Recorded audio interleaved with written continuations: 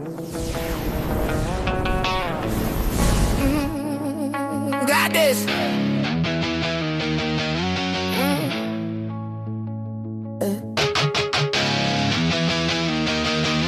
Got this. Got this. Oh, got this. Oh, got this. Got this after. Got this after. Dog, got this out. Got this out. Got this out. Got this after. Yeah. Summon the shadows. Awaken, O three divine mothers of the night. Got this out. Got this out. Got this out. Got this out. Got this out. Got this out.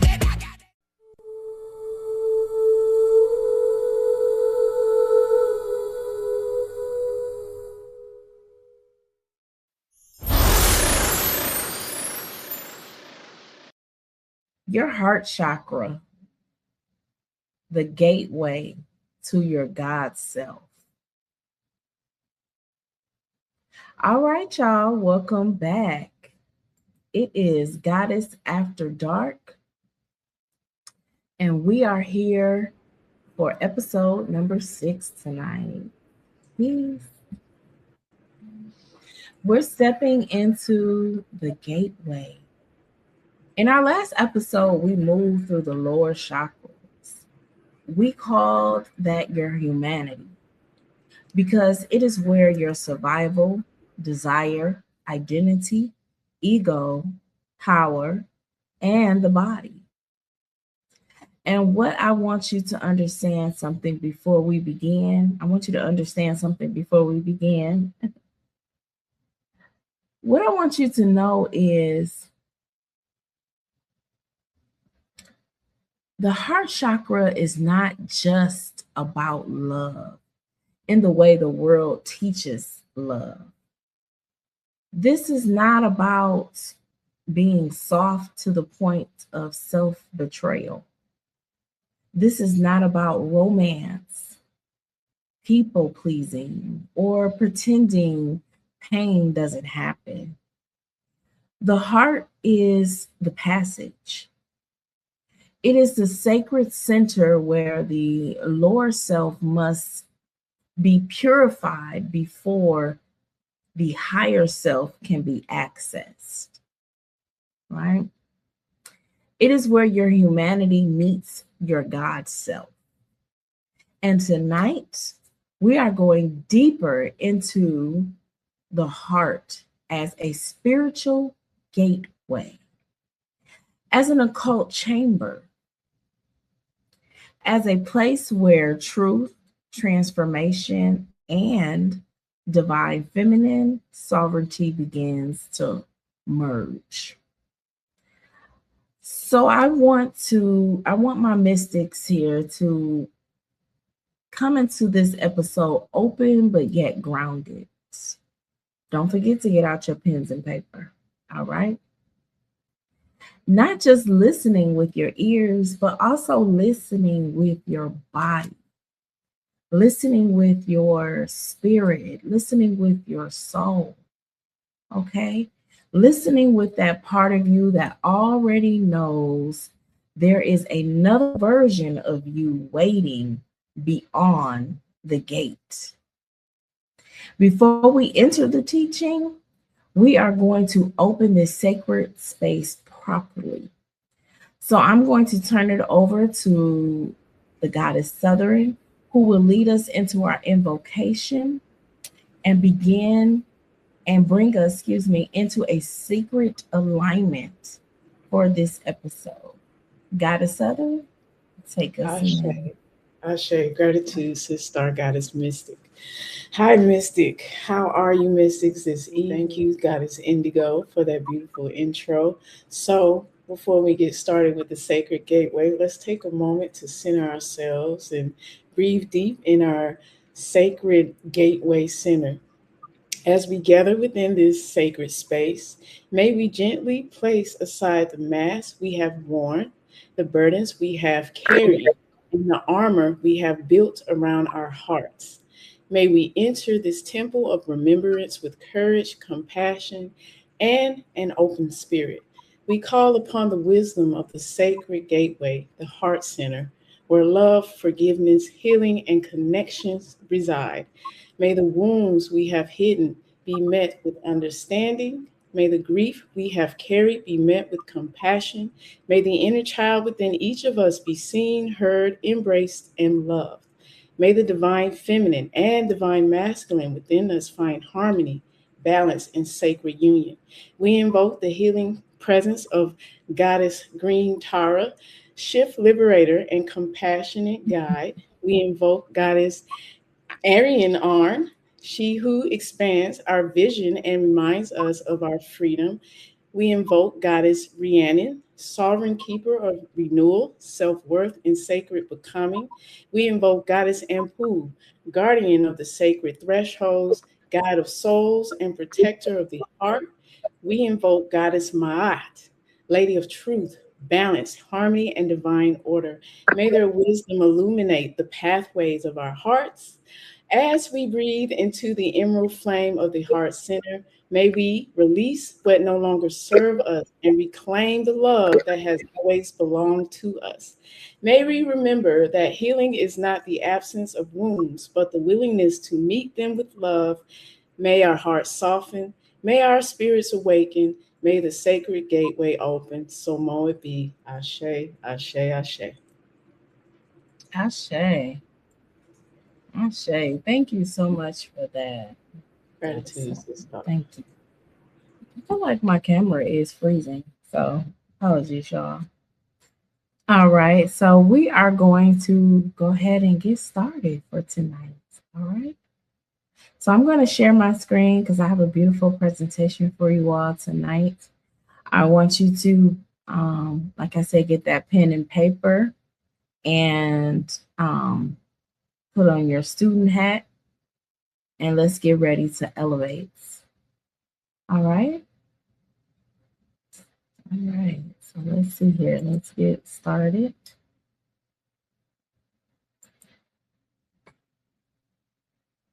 From humanity to the gateway, the journey changes the heart. So as I spoke before, y'all, just to kind of give a short recap, remember in episode 5, we did discuss working through your lower chakras, your humanity. That was intentional because the lower chakras deal with your human experience. The root deals with survival. The sacral deals with desire, pleasure, sexuality, creation. The solar plexus deals with ego, personal will, and how you move through the world. These centers are important. We are not demonizing them. We are not trying to escape the body. We are not even trying to act like being human is something dirty. It's a problem, but I wouldn't say it's dirty. But that's for another show, right? But the lower chakras are where we learn how to exist, right? How we survive, how we want, how we protect ourselves, how we create, how we say, I'm here. But today we're moving into a place where the journey changes. Today, we're going to enter the heart chakra. And the heart chakra is not just another chakra center. It is the crossing point. The place where where your humanity has to be purified before your divinity can fully be accessed. This is why this episode is called The Gateway, right? Because your heart chakra is the gateway to your God self. It is the middle point. It is the crossing point, right? Not your fantasy self, not your performance self, not even a version of you that knows your spiritual language, but still moves in some sort of pain and discord. I'm talking about your God self, your higher self, your ascended self, your soul, your true self. The part of you that is not controlled by fear or attachments, shames, and old wounds and things that we go through. And this is where the work gets more serious, okay? Because you cannot bypass the heart and call it ascension. I'm gonna repeat that. You can't bypass the heart chakra and not deal with those things and clearing your past traumas and call yourself ascended. All right? You can call yourself that, but you're not going anywhere. You're just staying it, you know? You can't skip the gateway and expect to enter the temple. It does not work like that. You're going to fall off the bridge, you know? So, what is the heart chakra actually? Let's talk a little bit more about that. Now, the heart chakra is actually called Anahata, right? Which means unstuck or unstricken. And the meaning is important because when we say unstuck, we are talking about a sound that was not created by two things hitting each other. It is not a sound by conflict, you know? It's not a sound made by trauma. It's not even a sound made by heartbreak. It's more of an inner sound, a cosmic vibration, a frequency beneath the wound. Okay? So when we talk about the heart, we are not just talking about your emotions. I'm not talking about your spiritual I'm talking about your spiritual center that holds a deeper current of your consciousness. This is where something in you that exists before life hurts you. I don't know if most people know this, but as a child that is developing in the womb of a mother, the first portion to develop is your heart. That is the first thing the mother hears to know that life exists inside of her. Okay. So before you had even learned how to guard yourself way back when, before you started confusing protection with hardness, before you start calling emotional distance peace, Anahata is the part of the heart that still remembers the divine. This is why we have to be careful when we talk about the heart chakra. Because in the mainstream world, people reduce it to love, romance, forgiveness, and being nice, you know? But the heart is not just sentimental. The heart is more structural. It's actually energetic. And the real truth of it is, it's occult. It's hidden knowledge. It is the center where we breathe, feeling, consciousness, devotion, spiritual ascent, where we begin to meet our higher selves. In the chakra system, Anahata is connected to the elements of air, right? Do you know when you breathe, you actually, the way we've been breathing is all wrong. You want to focus in on your heart center and take deep breaths from your heart center because, again, like I stated, the element of Anahata is air, right? Air moves, air circulates, air cannot be held in your hand. It touches everything, but it does not cling, right? Do you have air clinging to you? Is that a thing? Mm-mm. That alone is a teaching for the divine feminine, right? Goddesses, mystics out there, y'all listening?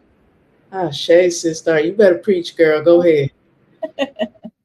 Because love is supported. So, excuse me, love is supposed to move through you. Love is supposed to move through you. It is not supposed to trap you. It is not supposed to make you feel like you abandoned yourself. It's not supposed to become obsessive, possessive, or an emotional hanger. When the heart is distorted, loves become attachments. So, those of you that are dealing with attachment issues, one of the chakras you are absolutely want to tap into to work on yourself would be your heart chakra, right? And when the heart is clear, love becomes a force of liberation. Why the gate? Why is the heart the gateway, right? Let's talk about placement. The heart sits between the 3 lower chakras and the 3 higher chakras. Below the heart, you are dealing with survival, sexuality, desire, identity, ego, and personal power, as I stated before. Now, above the heart, you moving into voice, vision, higher knowing, spiritual authority, and divine union. So, Anahata is actually the middle chamber, right? It is the bridge between the lower and the higher. This is why you cannot truly open the throat if your heart is not clear. Okay? Did I say that clear enough? Just wanted to make sure you heard me. Shay. Because your voice will still speak from defense because you haven't dealt with your heart. So you still have trauma trapped in your heart space. So when you try to voice your emotions, voice your opinion, a voice, whatever you're trying to voice out, it's going to have difficulty there. It's going to be defensive. Have you ever met and talked with somebody that's always defensive? Every time you tell them something or ask them something or say something or mention something or breathe? Girl, yes. Okay, their heart chakra is all locked up. Okay, they need to work on that. So just to give you an example of what that looks like. So you may sound powerful if you're using your throat chakra, but underneath it, you are still trying to be understood by people who were never assigned to hear you. Let me repeat that. You may sound powerful because you all in your throat chakra era, but you didn't deal with your heart.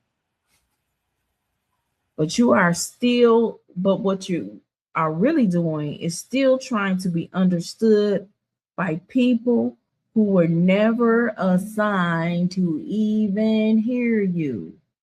In your heart is where you find discernment. So how can you discern if that person was even meant to hear you or assigned to hear your message if you haven't even dealt with your heart? You can't even see that clearly. Okay? You cannot truly open your third eye if your heart is clouded. Well, everybody walking around, my third eye is wide open. I mean, I'm serious, like my third eye, I'm working on my third eye. You over here preaching and having a comedy service at the same time. I'm serious, but you ain't like they post, and now they all upset. Now you all in your feelings. So that because your heart, you ain't dealt with your heart, but your third eye open, right? Okay. You should have seen it coming in if that was the case. But because your sight will be filtered through fear. All right. You may call it intuition, but sometimes it's trauma trying to predict pain before it happens. So you in your crown chakra, but you didn't deal with your heart. And you like, I'm tapped in. I already knew. I know what's going on.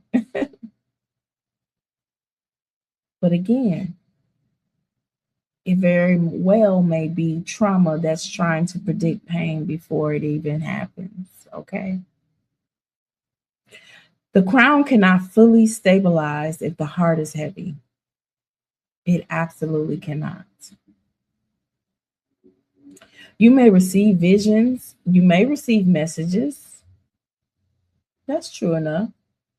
You may feel energy. But if the heart is carrying distortion, the interpretation can still come through the wound. Okay? So you're unable to really place it correctly. You're getting your crown loads. You're getting, you're channeling, all of those things. But the way you internalize it will be distorted because it's still funneling itself through wound areas within your chakras, within your body, within your programming. Okay? That is why the heart has to be cleared. The higher chakras are not toys. They are not aesthetics. It's not even social media content. They are spiritual faculties. And if the gateway is blocked, the energy rises unevenly. It's pretty nasty. This is where people become spiritually inflated instead of spiritually initiated. I got bars. This is where people become spiritually inflated instead of spiritually initiated. And I know you've seen them. I'm not gonna, this is not a place for us to talk about people and their levels of their journey. If you know, you know. You can see it. It's so clear. It's very clear. Okay. They chase visions but avoid truth. They want downloads but not purification. They want the crown but refuse the scale. The heart is where the system asks, are you clear enough to rise? Are you honest enough to see? Are you light enough to pass through the gateway?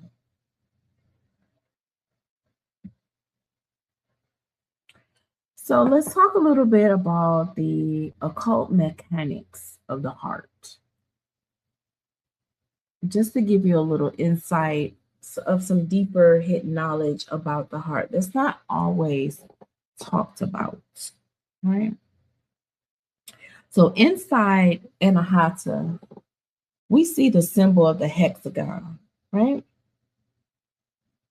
Two triangles crossing, one pointed upward, the other pointed downward. So this is the symbol of the heart chakra. The upper triangle represents the ascending current, the movement toward spirit, the call toward higher consciousness. The downward triangle represents the descending current, the divine entering matter, spirit entering the body, entering flesh, heaven entering flesh.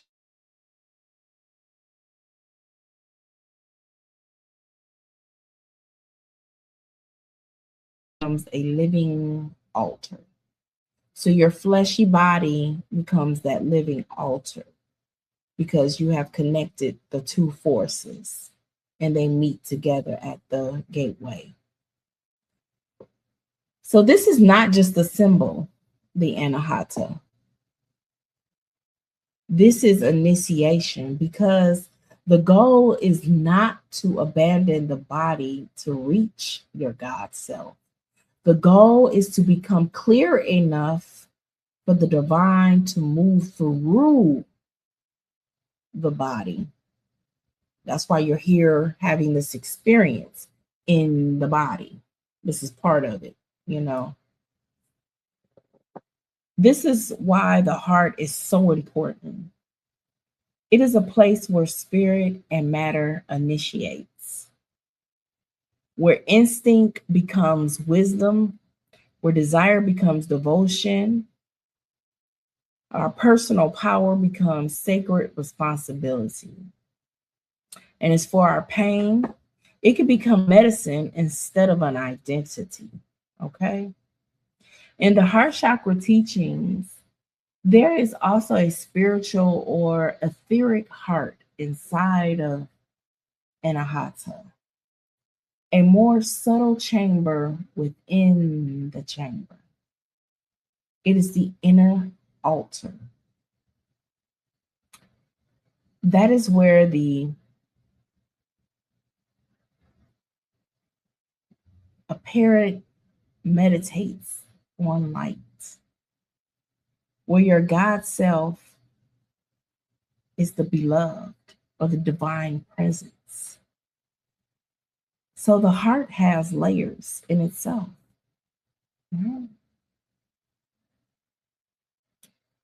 There's an emotional heart. You have a energetic heart and the spiritual heart. And then there is the occult heart, the inner scale, the inner witness, the place where truth cannot be hidden. This is where consciousness begins to speak,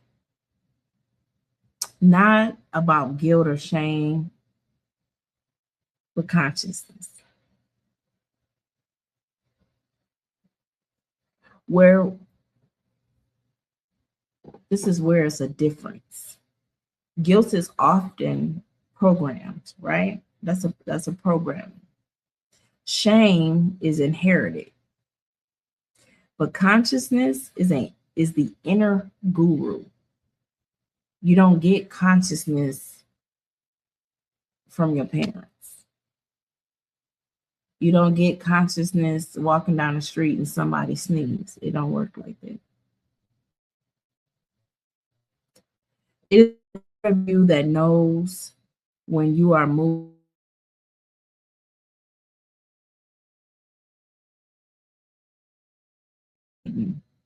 It'll even whisper.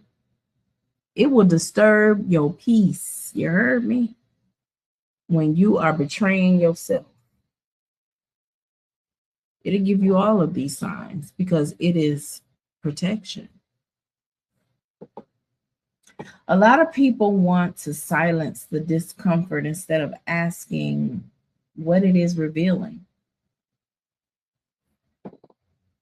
But the initiated woman listens differently. A divine feminine asks, what is my body trying to tell me? Or where am I forcing what should be flowing? Or even why am I calling this love when it is really attachment? It's allowing you to recognize yourself here. Why am I calling this loyalty when it's really fear?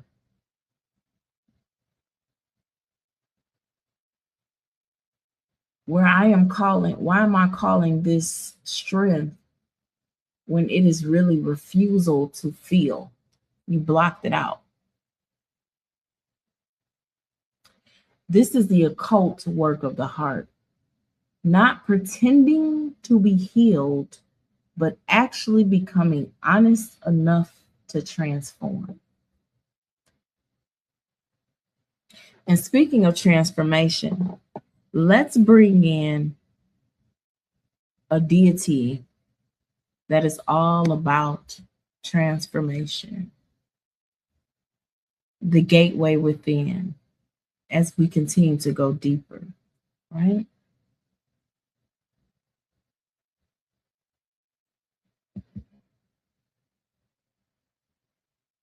So we know we've already talked about how the heart is a bridge between humanity and divinity, right? Feel, forgive, fuse, ascend. But let's go deeper.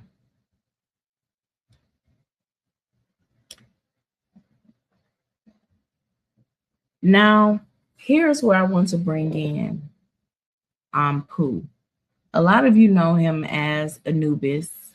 That is the Greek name for Anpu. His Kemetic name is Anpu. Anubis is the Greek name, right? But we're going to refer to him as Anpu. I aim to always go for the original. Okay. Now, most people, well, I said that already, y'all.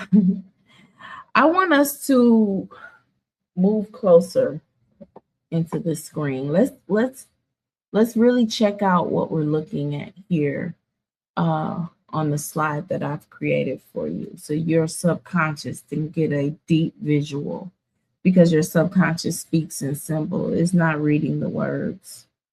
It's looking at the pictures, the colors, picking up the tones and vibrations, right? Now, when people usually hear about Anpu or Anubis, they think about death, mummification, tombs, embalming, the Jekyll-headed god. And yes, that belongs to his mythology. But the deeper current is this. Anpu is a threshold guardian between life and death, between the seen and unseen, between the person you were and the soul you're becoming. He is just not here for death.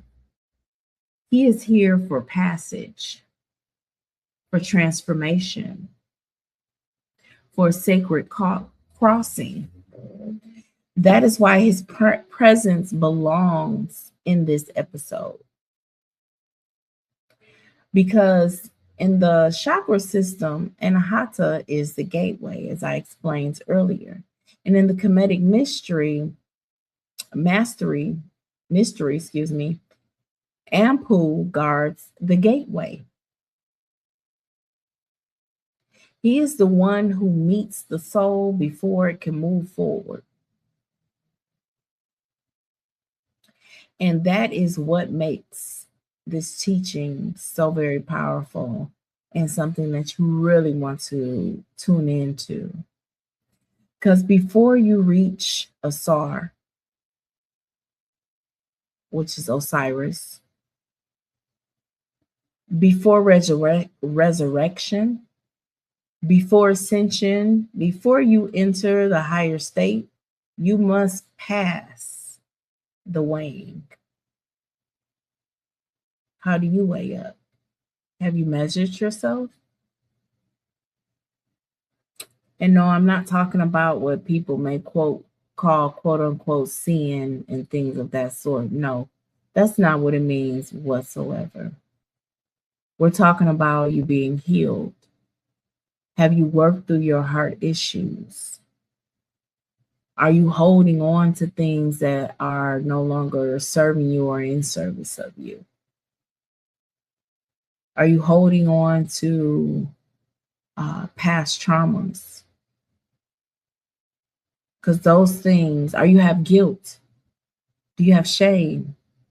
Do you have regret? Those are things that are going to weigh your heart down and you won't pass the weighing test. Because with those energies and having that within you still, you are operating in your humanity still. And only true gods make it through the gateway. So you do not just walk into your God self because you desire it. You are measured. You are tested. You are refined. Anpu is not impressed by performance. He is not moved by spiritual language. He is not persuaded by how beautiful your altar looks. He is not concerned with the image you created. He deals with the truth of the heart. So when I bring, I'm not bringing him in for just decoration. I'm bringing his energy in as a spiritual principle, the force that stands at the gateway and says, before you rise, let us see you carry.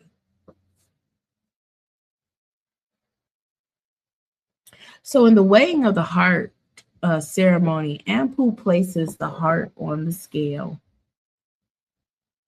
On the other side is the feather of Mayat.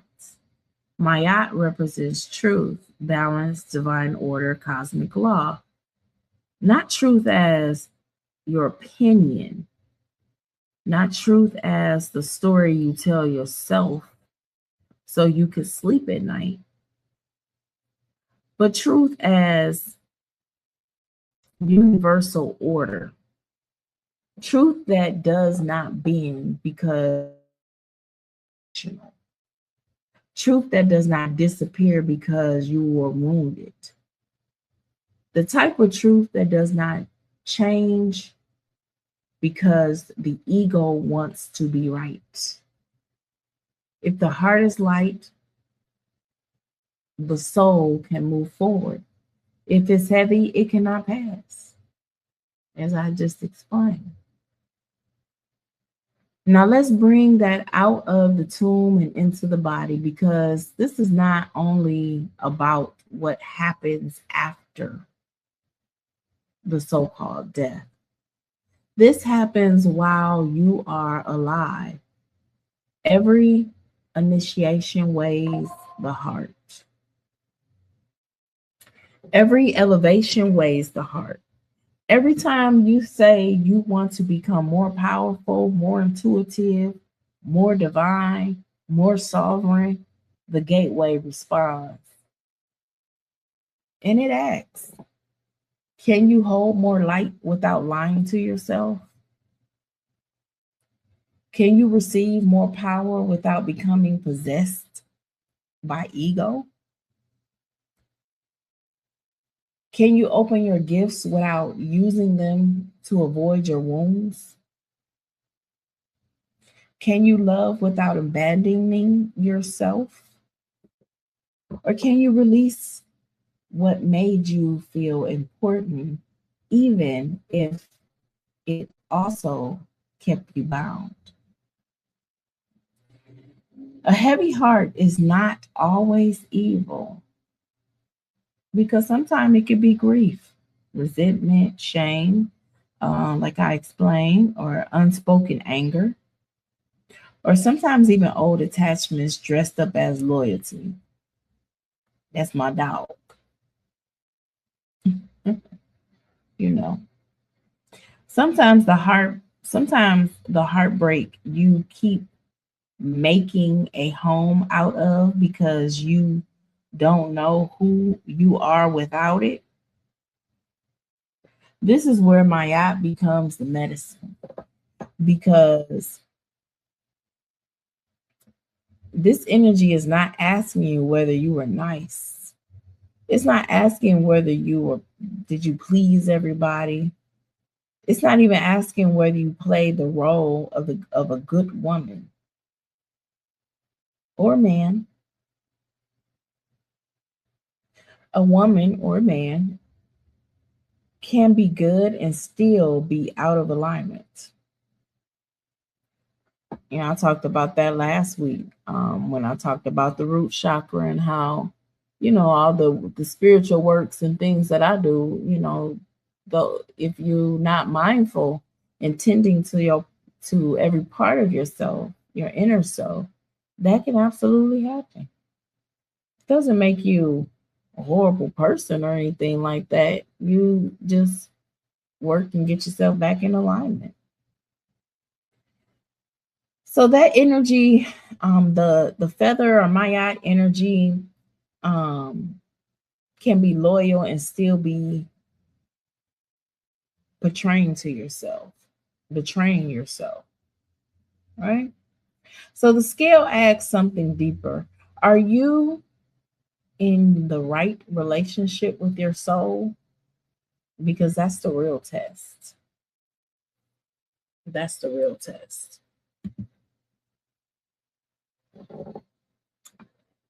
So the underworld within, right? That's your descent where you remember, reclaim.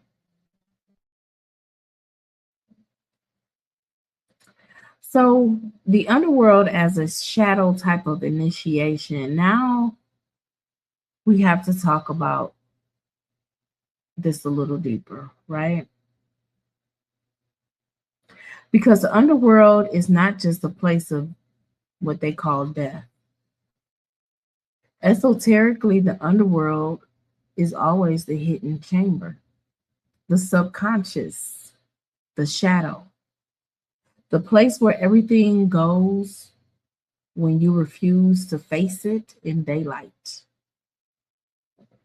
The grief you dressed up as independence, the shame you covered with seduction, the rage you called standards, the fear you renamed intuition, the attachments you keep calling love. This is where Anpu guides you, or guides the initiates, not to push them, but to prepare them. Because if you try to rise without entering the underworld, you carry the underworld with you. You get what I'm saying? So as you're reaching the underworld, which is the subconscious, and your other underworld, your humanity self, you carry that with you, is basically what I'm saying. Right? So that is how people become powerful but still possessed, gifted but unstable, spiritual but avoidant, magnetic but emotionally chaotic. They have energy but no excuse me, ooh, what happened to that? They have energy but no purification. It's like something just hit me in my mouth. They have knowledge, but no integration. They may even have language, but no embodiment. The underworld strips away all of your false self. It shows you the motives beneath the motives. It shows you where you are still reaching, where you are still proving or still waiting to be chosen. How many of y'all out here still waiting to be chosen? Right? Or are you still holding on to pain because it gives you some type of identity? I've been grinding all my life. That's all I know. I know y'all have heard that before.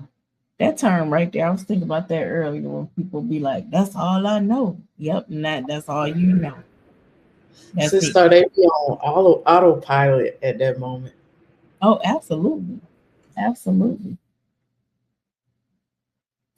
So this is why transformation requires descent into the underworld.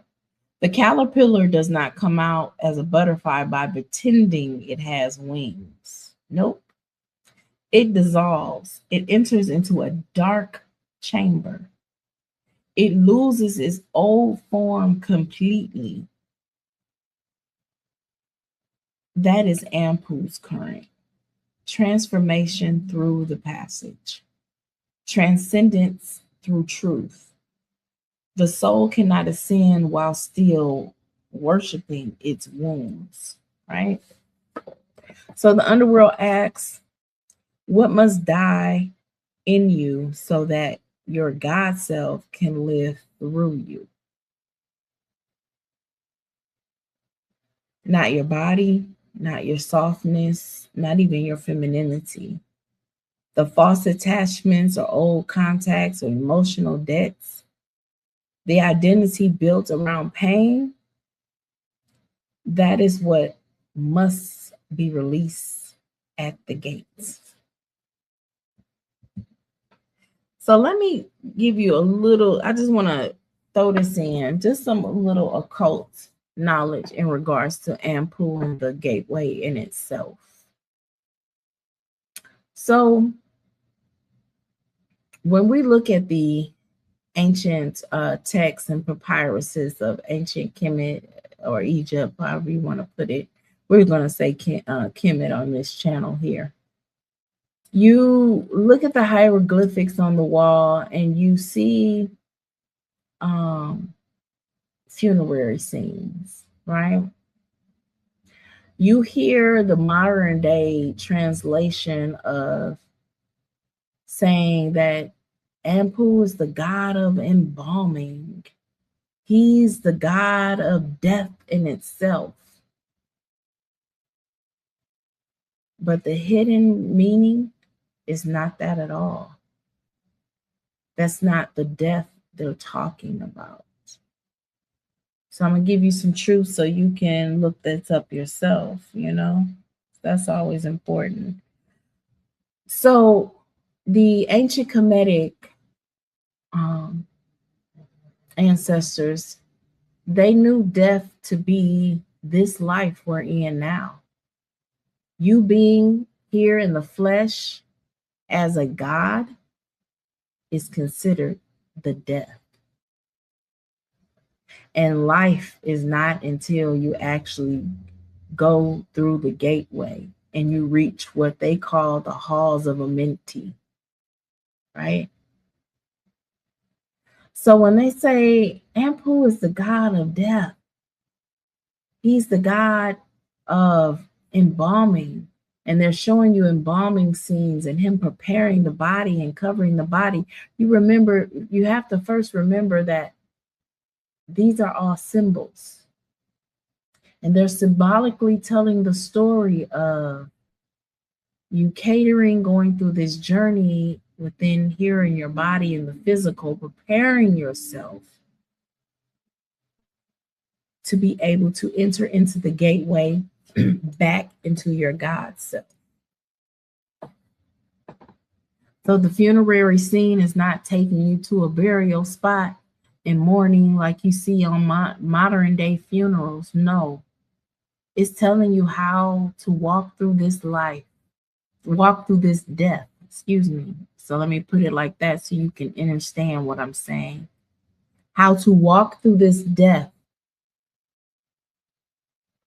in order to get to the gateway to have life, your freedom, back to your God self. You're no longer trapped. You're no longer, you're free to have all of your beauty and gifts and things that you have naturally, you've had for eternity, right? So that's what the true depiction is showing you on the walls and in the papyruses and the ancient scripts. It's not about a worship. It's not about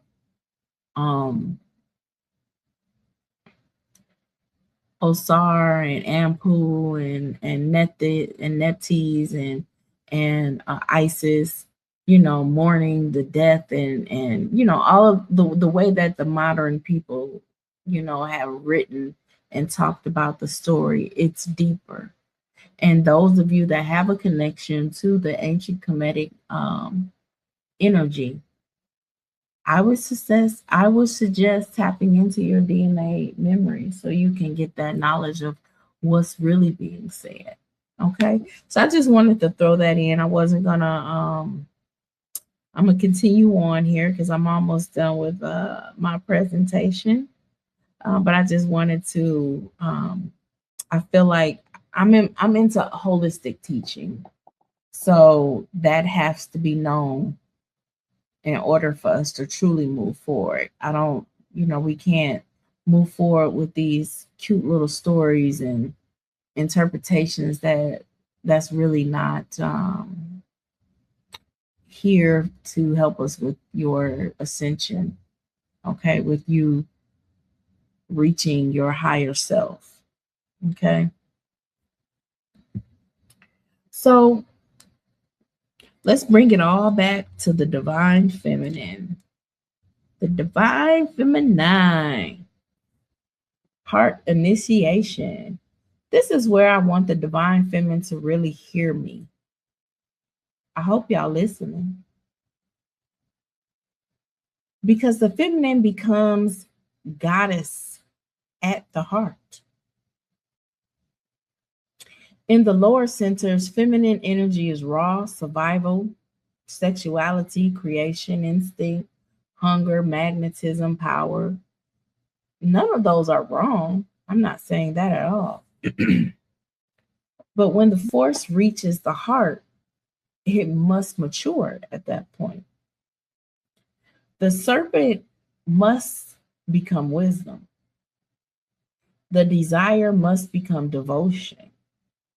And the power must become presence. Sensuality must become sacredness. This does not mean you become less passionate. By all means, I'm not saying that. It means your passion becomes directed. It does not mean you stop being sensual. I'm not saying that either. Please live heavily in your sensuality, okay? But it means your sensuality no longer looks for validation. You sensual all by yourself because you just is, okay? It does not mean you stop loving. It means love no longer requires self-betrayal. That is the divine feminine heart initiation. A heart-led woman is not weak. She is not available to everybody. She is not soft because she lacks boundaries by far. She is soft because she is safe inside herself. There is a difference. There's a big difference with that. And I hope you're able to recognize that. When a woman is uninitiated in the heart, she may confuse intensity with intimacy, right? She may call chaos chemistry. Oh, girl, he toxic as hell. Oh, I like that. Okay. She may mistake anxiety for intuition. She may open her body before her spirit has given permission. She may overgive, overexplain, overextend, and then call it love. Mm-mm. When the heart is purified, her energy changes completely. She becomes selective without becoming cold, loving without becoming consumed, and compassionate without becoming accessible to everybody. This is where sovereignty becomes embodied as a frequency. She stopped asking, am I chosen? And start asking, is this in alignment with my soul? You know, as the divine feminine no longer proves her worth, she started guarding her gate, not with hardness, no, with priestesshood. Because the divine feminine is not just the womb, she is also the temple door. And not everything gets to enter at all. Okay? So, the God self is ascension through the purified heart. So, when we call this episode the gateway, I want you to understand that we are really saying we are not just talking about love, we are talking about passage, initiation. We are talking about sacred centers where the lower self is refined and the higher self becomes accessible. Your heart chakra is the gateway to your God self. And the gateway does not open through mere performance. It only opens with truth, purification, devotion, and alignment. Through the courage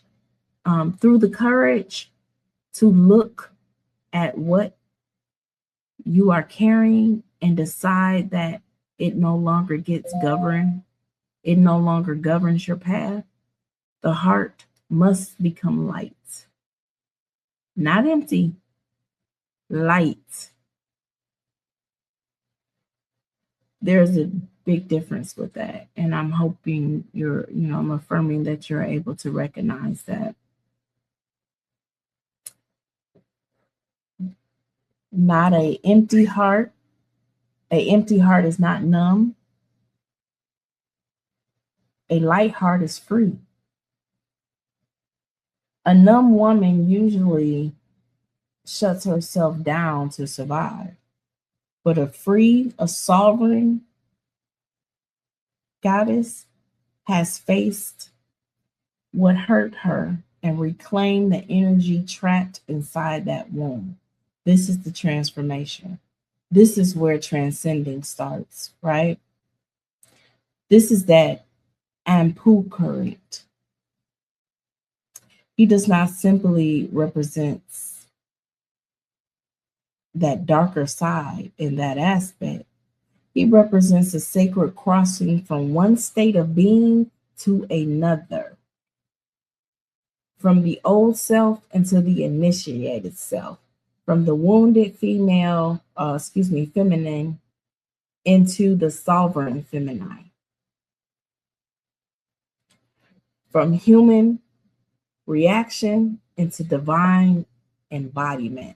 And this is why the heart has to be cleared before the higher chakras can truly be open, because your throat needs truth, your third eye needs clarity, your crown needs surrender, and the heart prepares you for all three. So as we move through this episode, keep this image in your mind.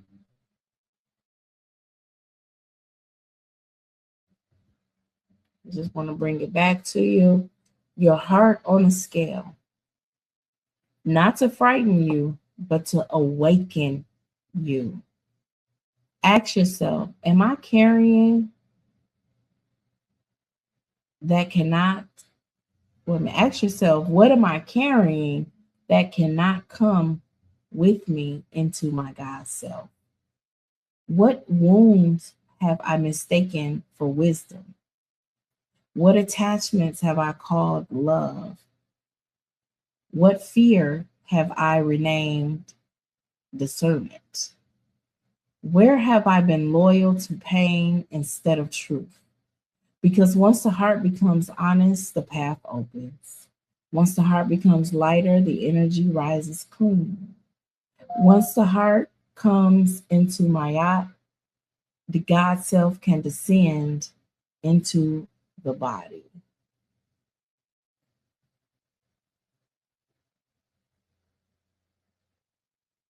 You can feel deeply and still choose wisely, right? You can still love fully and still remain sovereign. That is the gateway, the Anahata, the Anpu threshold. That is the divine feminine rising from humanity into her God self. Now, I just want to quickly give y'all these 3 books. These are 3 phenomenal books that I read from and gained a lot of knowledge on chakras as well.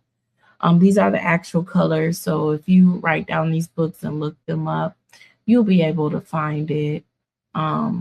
Especially the middle, the center book here, the Chakra Shakti. You know, Shakti is that feminine energy, right? So I employ you mystics to be able to study, get these books, find out for yourself, internalize this knowledge within yourself so that you can heal and rise. So lastly, I just want to give you 2 journal prompts and 2 affirmations just to make it short and wrap it up here. All right. So the first journal prompt is, where in my life have I been operating from fear, lack, survival instead of love and divine trust? Right. The second one is, what would my life look like if I fully opened my heart? Release what no longer serves me and walk in alignment with my higher self.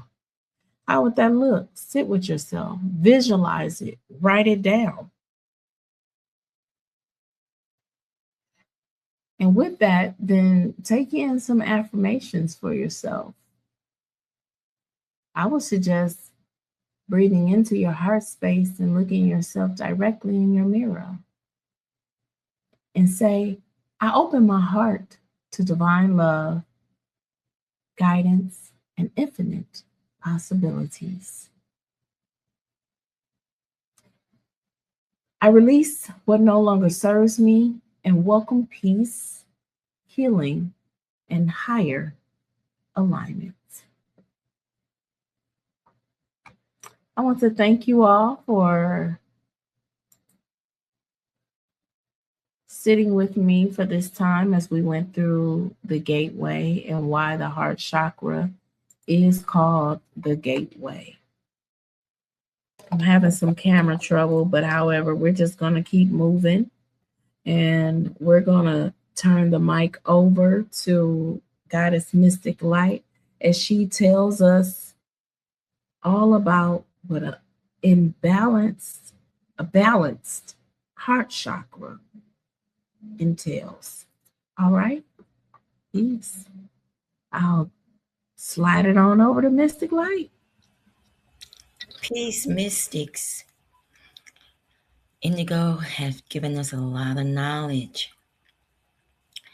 And as I start on the balanced heart chakra, the heart chakra, the sacred, which is the sacred bridge, it bridges the lower chakras, which is the human experience, the higher chakras, which is the spiritual experience.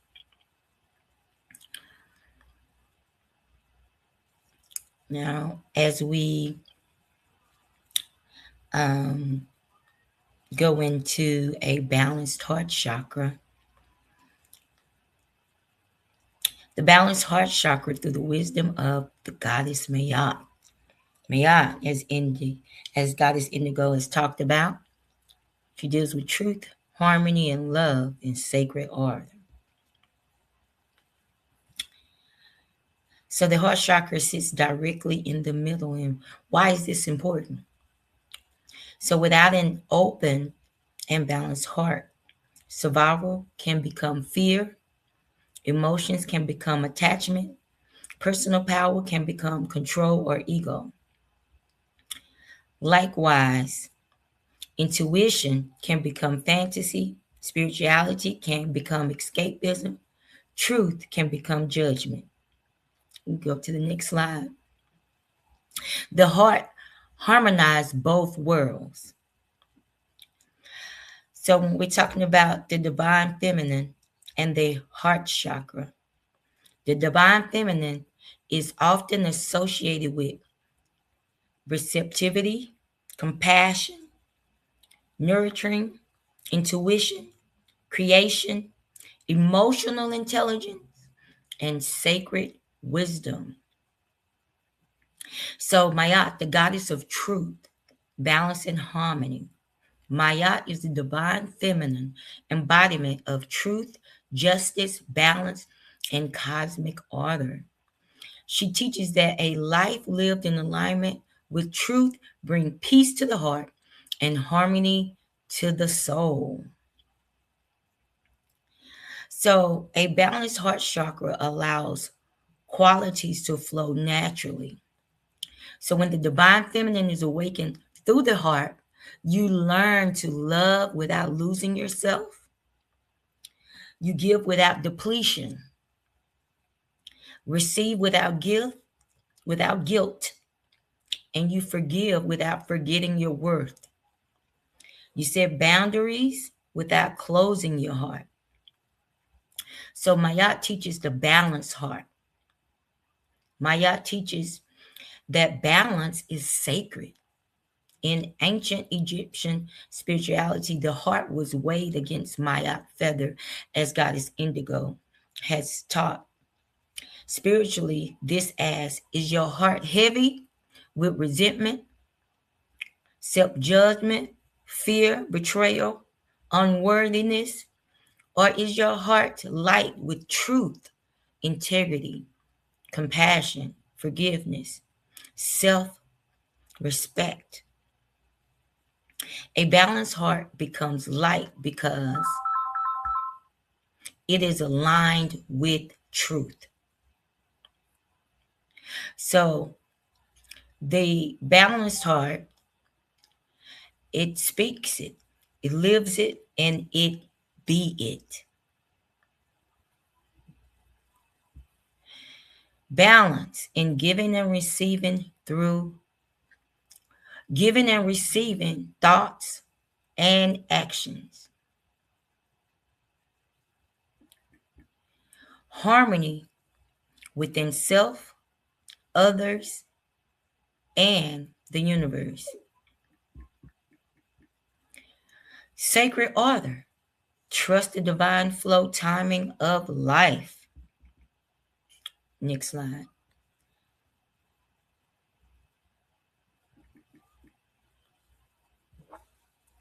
So the balanced heart chakra,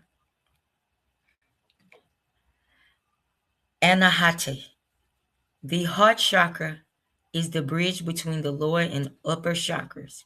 When balanced, you experience unconditional love, compassion, emotional healing and forgiveness, healthy boundaries, trust, empathy, and connection, inner peace and gratitude, and alignment with your soul truth. A balanced heart allows love to flow freely without losing yourself. As I said that before, when you are balanced, your heart knows when to give and receive. So how the heart connects to the lower chakra and the higher chakra. So imagine the heart as a sacred temple. The root chakra says, I want to feel. The heart replies, you are supported. The sacral chakra says, the root chakra says, I want to feel safe. And the heart replies, you are supported. The sacral chakra says, I want to feel. And the heart replies, your emotions are sacred. The solar plex says, I want to be powerful. The heart replies, true power serves love. Then the energy rises. The throat chakra says, I want to speak. The heart replies, speak with compassion. The third eye says, I want to see. The heart replies, see through wisdom and empathy. The crown chakra says, I want to connect with the divine. The heart replies, the divine is already within you. The heart transforms instinct into wisdom and power into purpose. Next slide. So this talks about Mayat's feather and the heart. So the ancient Egypt, the heart was weighed against Mayat's feather. A light heart is one that is free of deceit, free of the resentment, rooted in love, aligned with truth. When your heart is balanced, it becomes as light as the feather of Mayat. A light heart walks in truth. So these are signs of a balanced heart. So emotional signs would be if you peaceful relationships, a balanced heart, healthy boundaries, knowing when to give and receive, knowing when to say yes, when to say no. Emotional maturity.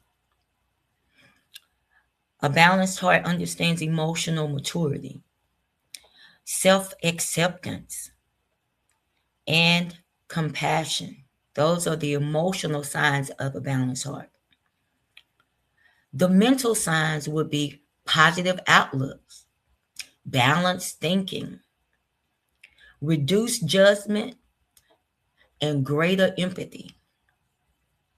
The spiritual signs would be feeling connected to the source, gratitude, trusting in divine timing, an ability to receive guidance, and sense of purpose. You can go to the next slide. So living Mayat through a balanced heart, daily practices for a heart in harmony. So if you want to get your heart and become in harmony, speak your truth with love. Forgive and release what no longer serves you. Practice gratitude and self-love. Give and receive love equally. Honor your boundaries. Choose peace over drama. Act with compassion and integrity.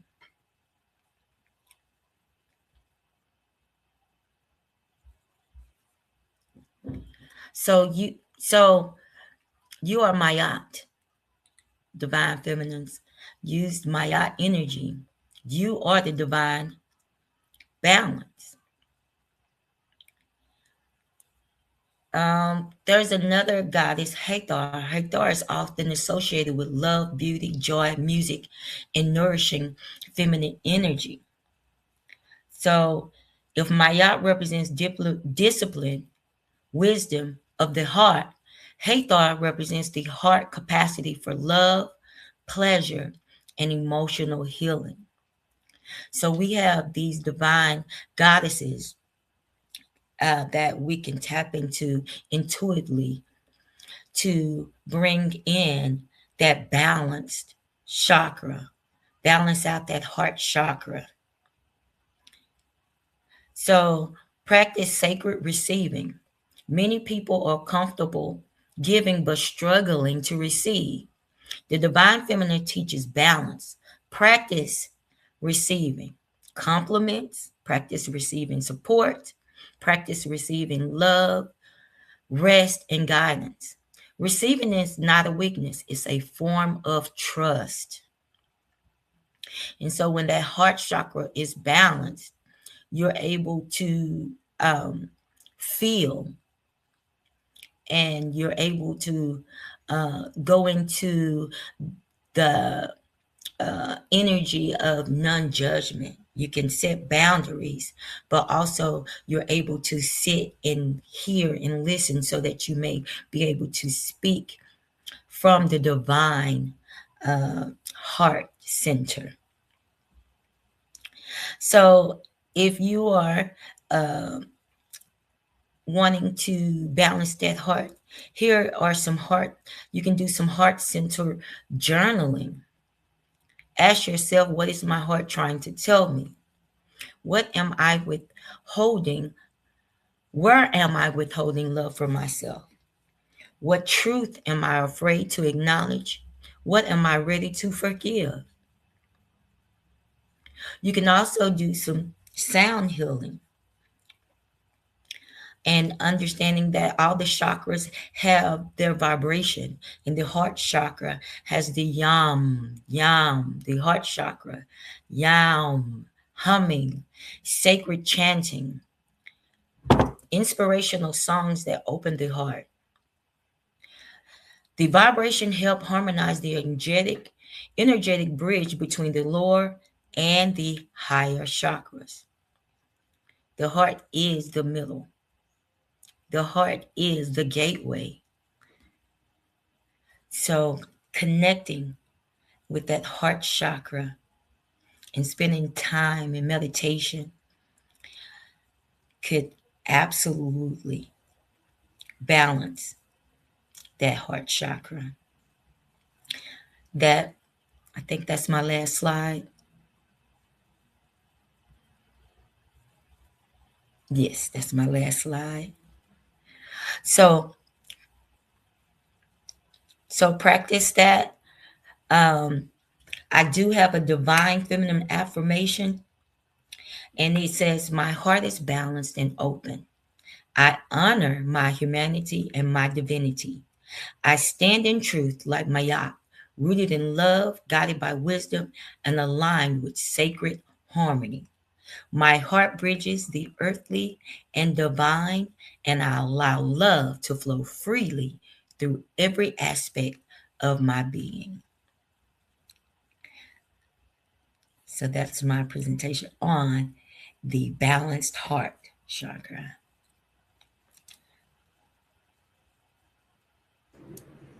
Ashe Mystics, I'm going to end this segment with an imbalanced heart chakra. As you have heard, my co-hosts have said a few things you will hear in my presentation as well. So this lets you know that this is some serious shit. Okay, so I want to share that I brought a childhood teddy bear with me for a reason. So keep that in mind. Heart's racing a little bit because this is one of the centers I had to work on. So y'all witnessing me actually doing my own, shadow work for my heart center as I do this. So bear with you, girl. Bear with you, girl. Me, my little toy here is just a little version of little me. So both big me and little me are here tonight. So here we go. We're gonna get started. Are we ready to present? Let me get. So I was having. Let me know if y'all can see my screen. I was having technical difficulties myself. What's going on? Let me see. Come back. Where did you go? Let me do this. See, I was doing good until it did that. Let me go back and redo this again. Where's my presentation? See, I had it all set up. Is everybody still there? Everybody's still there. Okay. Um, I had this all set up, y'all, and now when it's my turn, my computer want to embarrass me in front of company. We're going to have a long talk after this. Me and this computer, because we was locking and loading. Okay, can y'all see my screen? I cannot. Okay, all right. Now it want to do the most now. You know what I'm saying? Okay, let me go back. Sister Indigo, you still there? Okay. I don't think Sister Indigo is still here. But I'm going to keep going. All right. Now I'm going to try again, Sister. Let me see. There it is. Okay. Okay, got it. Yes. All right. Okay. Now we're entering what an imbalanced heart center looks like. Okay. So the sacred gateway, the alchemy of a wounded heart. Let's begin, shall we? Okay. What is an imbalanced heart center? An imbalanced heart center occurs when our ability to give and receive love, we've been saying that, becomes disrupted by emotional wounds, unresolved grief, fear, or self-protection protective patterns. As the bridge between the physical and spiritual chakras, the heart center influences how we connect with ourselves, others, and the world around us. And here we have a few points here that can influence an imbalanced heart center: the wounded inner child, mental and emotional issues, grief, unfelt sorrow, and forgiveness. All of these emotions, not having that self-love and not having self-acceptance. Intimacy is something I want to get into because Sister Indigo actually mentioned it's not romance particularly, it's not necessarily that, but we're going to dive deep into that. A wounded heart is not a broken heart. It is a heart calling us home to heal. Okay. So we're going to talk about the wounded inner child. When the inner child carries unmet needs, the adult often seeks those needs from others to fill the void. Common signs of a wounded inner child: fear of abandonment or rejection, difficulty trusting others, people-pleasing tendencies, constant need for validation, fear of vulnerability, difficulty receiving love, overgiving in relationships, self-sabotaging healthy connections, feelings of unworthiness, emotional reactivity or sensitivity. I noticed some of these traits within myself along, my journey, and some stuff, I am honestly going to say I still work through to this day, because, I told myself at the beginning of this year, whatever it is that I'm not currently aware of that's hidden deep within me, you will come out and I will shine that light on you and we're going to deal with it. Okay. A wounded inner child often creates protective walls around the heart. These walls may have once served as protection, but over time they can block intimacy, compassion, forgiveness, and authentic connection. And that's definitely something that I have done a lot over the past. I strong arm motherfuckers real quick. You know what I'm saying? If something seemed familiar from, my childhood, I'm not playing with it. You know what I'm saying? We close ourselves off emotionally, struggle to receive support, fear being truly seen, repeat unhealthy relationship patterns, disconnected from our own needs and desire. The heart remembers every moment where we felt unloved, rejected, abandoned, criticized, and unworthy of affection. All this right here is definitely something that I had to be honest with myself, which is not hard for me to say because I can honestly say that. I even have old videos of myself from my past where I can see it clear as day. I can see it clear as day. So I want to move on to the next slide because it has a lot to do with my sacred teddy bear here. And this is a meditation that I do for myself, especially when I'm going within the shadows within my own internal being.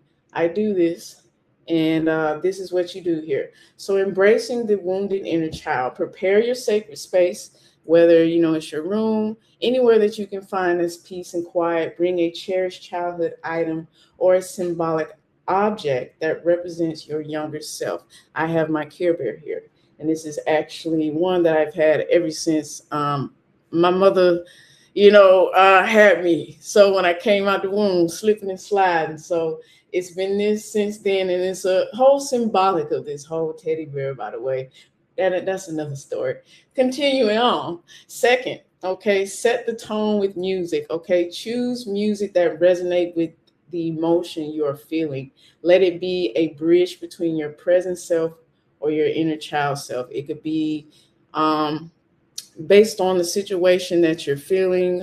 For myself, I can be honest, I don't know my biological father. So I did have some issues with fathership, if you want to say. So that was one of my sacred inner child things that I had to, overcome using this meditation. It definitely helped. My song was by Coldplay and it's called Daddy. Y'all can check it out. And what I did, I allowed that song to repeat over and over again, and I allowed the emotions to come out. This is where you breathe into your heart. Close your eyes and breathe into your heart center. Imagine the emerald light filling your heart with every inhale. Observe with compassion. Notice what your inner child is feeling. Allow emotions to arise without judgment. Witness them, honor them, release them. Offer love and reassurance. Hold your inner child in a loving embrace and remind them, I see you, I hear you, your feelings matter, you are worthy of love. I am here with you. And that's what the symbolic item for your childhood item here when the emotions get really tough. Just squeeze it, hug your little self, embrace your little self, and just, allow the emotions come out, together and then let it flow. Close with gratitude. Place your hands over your heart and offer gratitude to the child within for their courage, vulnerability, and willingness to be seen. Final reflection. Healing does not happen by abandoning the wounded child. Healing happens when we finally return with love. Here's some more points on an imbalanced heart center: grief and sorrow, lost relationships, unfulfilled dreams, betrayals, death, missed opportunities, parts of ourselves we've abandoned to survive. I want to elaborate on that one a little bit more because I've always knew that I was tuned and tapped in. When you be talking, I don't know if y'all seen the movie Sixth Sense. Little boy was like, I see dead people. I've always been tuned and tapped into stuff like that, but I didn't understand it. And the caregivers around me, by the time the conditioning had gotten so engulfed into my family, like this was lost ancestral knowledge. So I'm coming in through the world picking it up, and I don't really have the guidance to help me understand what's going on. But when I share it with friends who like, girl, what the hell you talking about? You sound crazy. Hell, you take pills. They be looking at me crazy like that.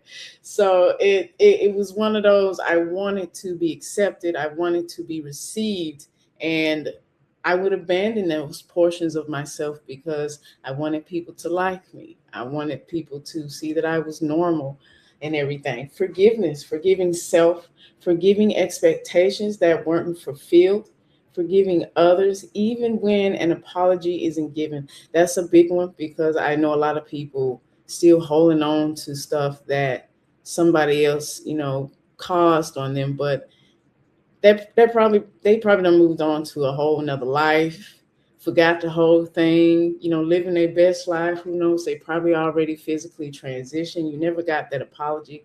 Be okay with that. Make peace. Apologize for yourself. Forgive self.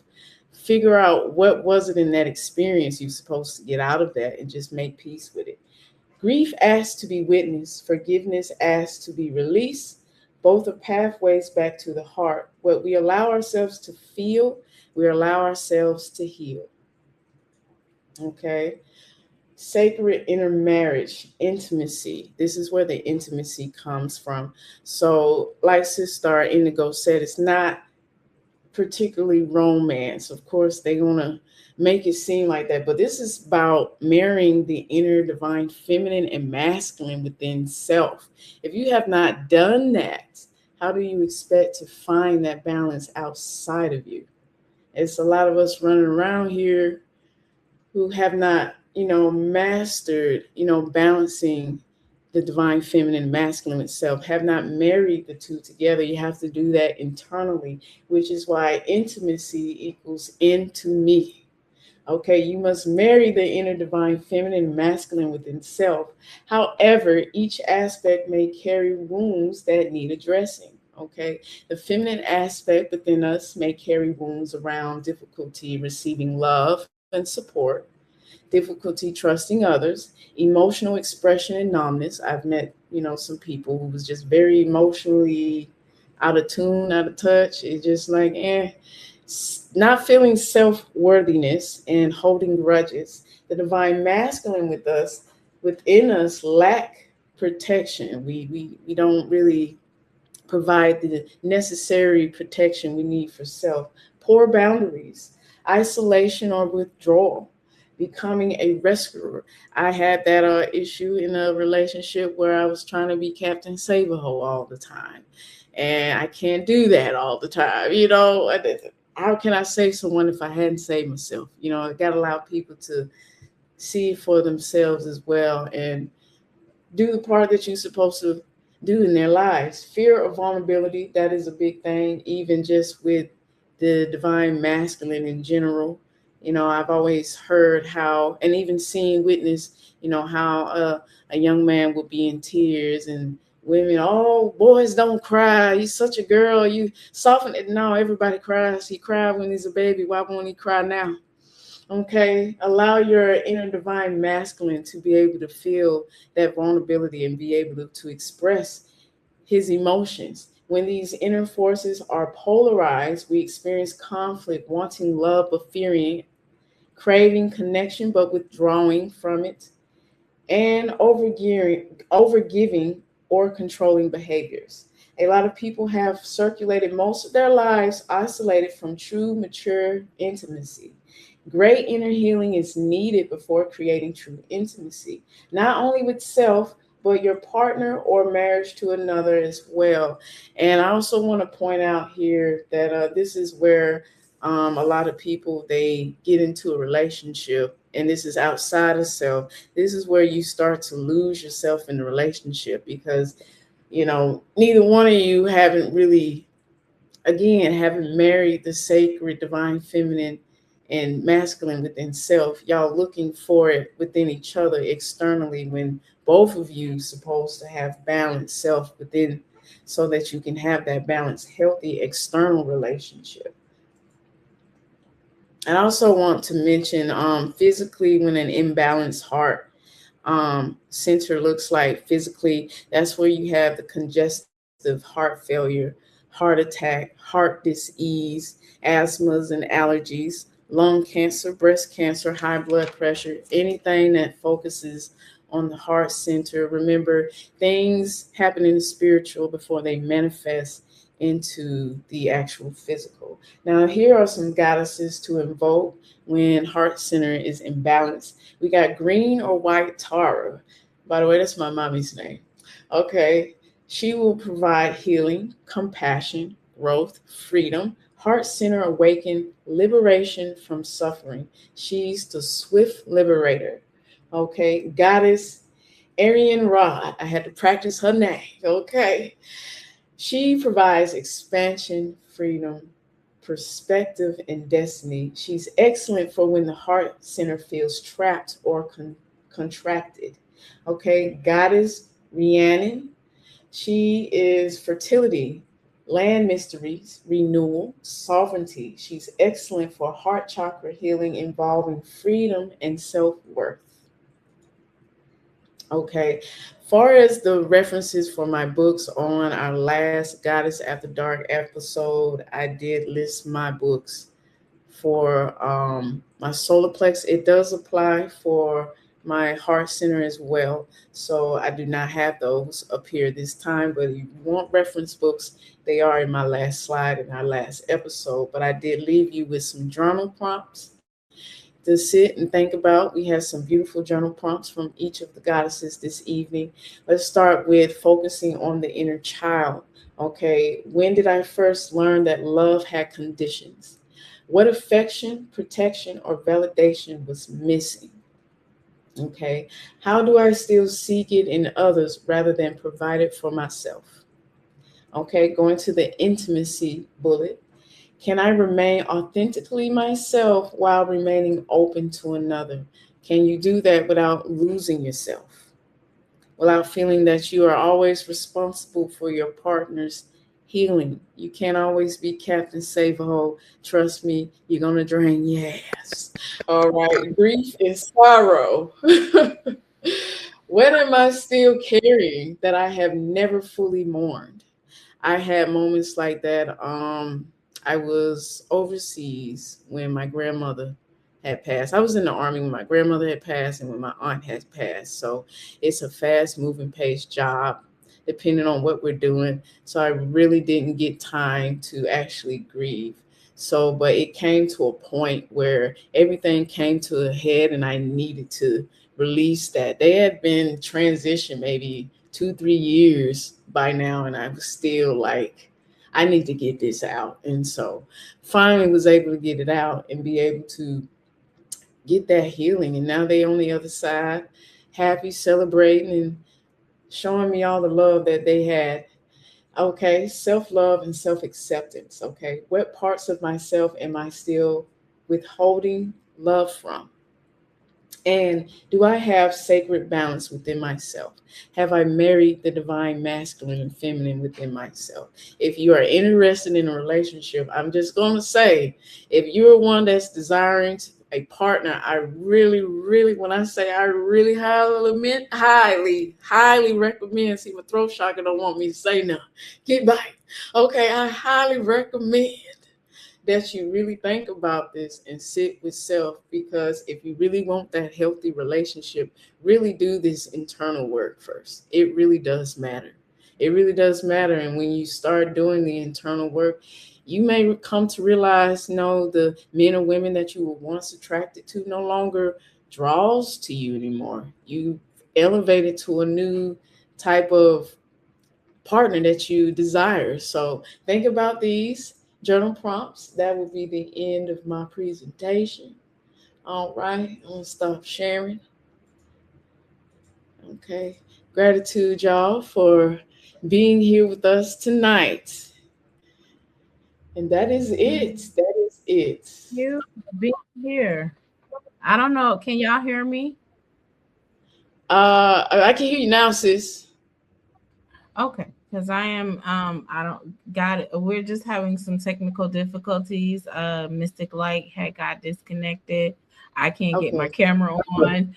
Um, so such a beautiful episode, Mystics. We thank you so much for joining us. We're gonna to bid you all a good night at this time, so we can get all of this back going on and know nobody is preventing us from doing anything. Technology just sometimes be technology Inc. That's Okay. it. Oh, That's it. nobody under attack. I listen. I feel great. How about you guys? I feel lovely. I'm glad I got that off my chest.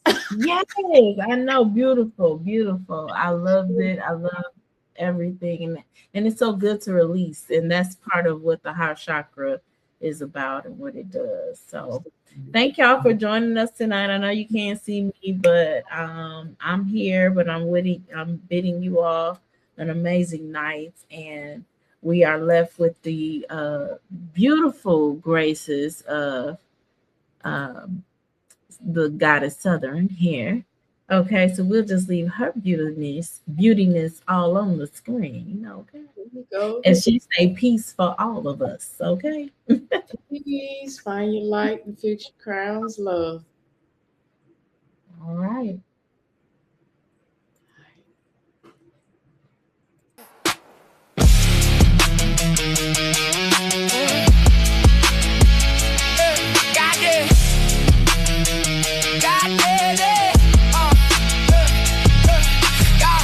Got this. At the dog, got this.